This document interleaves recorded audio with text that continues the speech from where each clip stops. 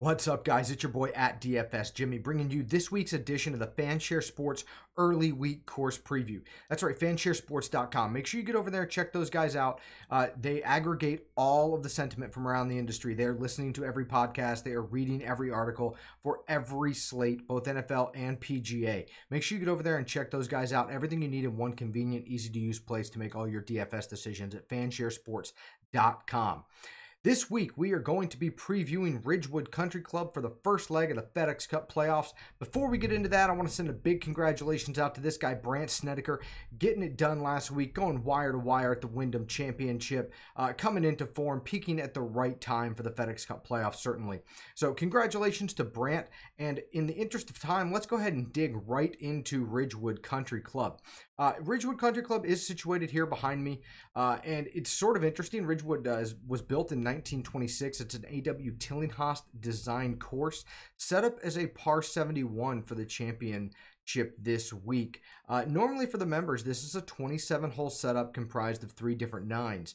In order to accomplish the championship routing and layout that we're going to see here this week, they combine sort of the most difficult elements of all 3 of the courses to make up the 18-hole championship course that the players are going to be presented with this week.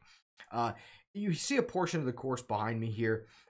In general, this is very much a traditional old school golf course. It has been lengthened and modernized just a bit, but always kept within the design, the original designs and wishes of Tillinghast. Gil Hans was has been responsible for the gentle retouching around Ridgewood here these past few years. Ever since I think 1995, he's been gently massaging it, and they went into sort of a full-scale renovation post 2014 here, the last time the course was played professionally on the tour. And really, they didn't do a whole lot.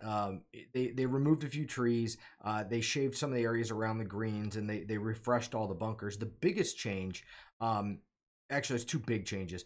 One's in the fairways, one's in the greens. The greens had about 15,000 square feet added to them all around the course. So they just made the greens a little bit bigger, added some more opportunity for some pin placements, things like that. So the greens, while they're going to be the same, they're just going to be bigger. They didn't change the complexes or anything like that, to my understanding. It's just in the actual size to add some square footage to the outside of them and give themselves a few extra pin placement locations.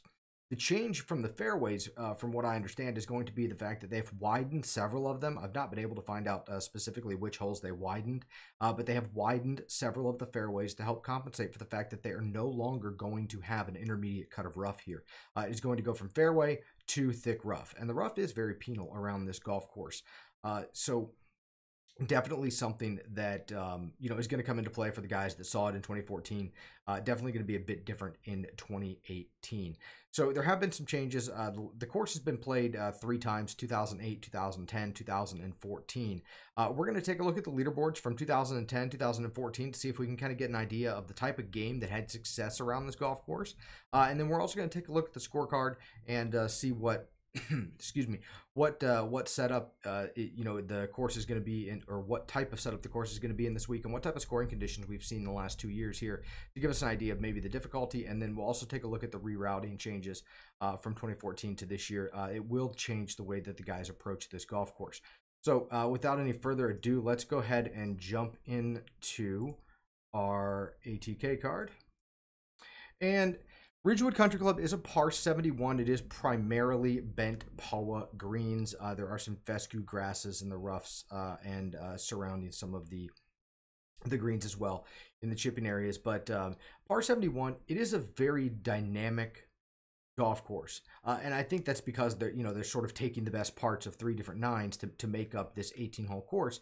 And as you see, when you kind of look through this scorecard, you have a lot of varying length holes in both the par 5s, the par 4s, the par 3 ranges.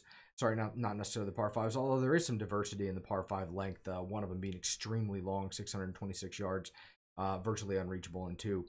But the par threes and the par fours, they're very dynamic. You have 5 par 5s that are over 450 yards, 4 par 4s that are 400 to 450 yards, and then 2 par 4s that are under 400 yards. The 2 par 4s that are under 400 yards average a full half stroke under par. The par 4s in the mid range are birdie holes for the guys that are striking the ball well and putting themselves in positions. The long par 4s are, of course, just sort of bogeys waiting to happen for the whole field. They play 3/4 of a stroke over par. The last 2 times this course was played. The par threes pretty well offset each other in terms of their relative to par scoring. As a group, they average, it's sort of 0.05 strokes under par, and they don't account for a ton of DraftKings points. But I do think that the shorter two of them lend themselves to be gotten just based on the average approach distances and the guys that are going to be on. Definitely have an opportunity to birdie 2 of the shorter ones. The 2 longer ones are certainly going to challenge the entire field with really, really precision long iron shots. Not a lot of opportunity for misses. As far as the par 5s go, they're going to account for just about 22%. All of them are long on the longer end of it, but where they don't allow you to really garner too many eagle opportunities on the par 5s here, everybody will be sort of trying to tag a dart wedge into these par 5s. I don't think you're going to see a ton of guys going at them in 2. If you do, I think it's probably going to be the par 5 third. They may set up favorably to get guys to give guys a shot to go into 1 or 2 of the days this week. But in general, the par 5s are going to play as a 3-shot hole for most of the field. As far as what type of scoring conditions we can expect, one of the years we saw this course, it was very wet, and they had lift clean in place. I don't think we're going to get that this week. We could get maybe a bit of a drier, firmer course, and they did lengthen the course a bit, not much from the last time this event was held here. I do want to touch on the routing changes a little bit. So when you're looking at this course and you're looking at how it was scored the last time around in 2014, this is your layout, and in 2018 this is your layout, and the difference here is the 6th, 7th, 8th, and 9th holes this year previously were played as the 9th, 10th, 11th, and 12th holes, and vice versa. The 5, 6, 7, 8 in 2014 are now 9, 10, 11, and 12. So one of the things that I think that this change really does for this golf course is it opens it up to a smooth start, difficult middle, and strong finish to the front 9. Then that the beginning of the back 9 is pretty stout all the way through till about the 14th hole, and then it becomes a nice gettable closing stretch of holes that are going to encourage guys to get aggressive. I like what the rerouting did for what I think will be a better flow in golf. It allows the guys to kind of get into the round, really challenges them in the middle of the round, and throws one very scoreable hole in the mix with a drivable par 4, one of the best drivable par 4s on tour. So I think that's going to be really interesting. I think it'll be interesting to hear the players' takes on it. But for the most part, the layout changes I think are going to be positive, and I think it's really going to encourage guys to get aggressive at the beginning of the round and at the end of the round, and then really the middle of the round for the most part is going to be a lot of technical, difficult, grinding golf for these guys. To jump back over to the scorecard real quickly. One of the things that I've noted in sort of reading the player reviews and everything else is the types of looks that guys have here. It's an old style golf course, so there's not a lot of trickery and blind shots, and there are some dog legs here, but it's not there's not tons of elevation change. There are some gentle rolling hills and etc. There's some elevated greens, but everything kind of lays out in front of you on this golf course. And from what the players say is it really lends itself to an execution style golf course. Everybody knows kind of where you have to hit, and in a lot of cases players are going to be dialing back off of the tee, taking less than driver to position themselves accurately. Because of the penal rough, as I mentioned earlier, and the fact that they're eliminating the intermediate cut this year may only exacerbate the amount of players that choose to hit less than driver off of the tee here on this course to ensure that they find themselves in the fairways. Quite simply stated, if you're not in the fairway on this golf course, you cannot attack the greens. So you're going to see guys scrambling. You're going to see some missed fairways. Around here, the fairways are not exceedingly difficult to hit or anything like that.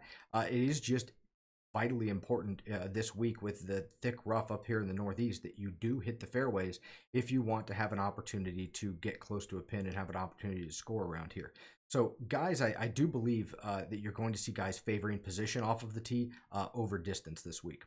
So now let's take a look at some of the players and how they fared in the 2010 edition. And right off of the hop, you'll notice that this might not be a Bombers golf course because Matt Kuchar won here. Matt Kuchar is very much the epitome of a course manager. Keep it in play off of the tee, nice and tidy in and around the greens, pretty good approach game, doesn't let anything get too far away from him, keeps it all in front of him, very much like this golf course. You start to kind of scroll down here and you'll see that there's very few Bombers in this mix. You got about 4 of them here. You got Jason Day, you got Dustin Johnson, Adam Scott's kind of a bomber.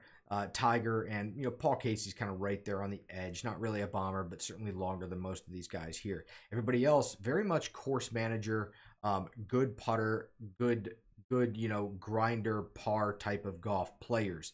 Ryan Palmer, Steve Stricker, Kevin Streelman, Vaughn Taylor. He's Slocum for crying out loud.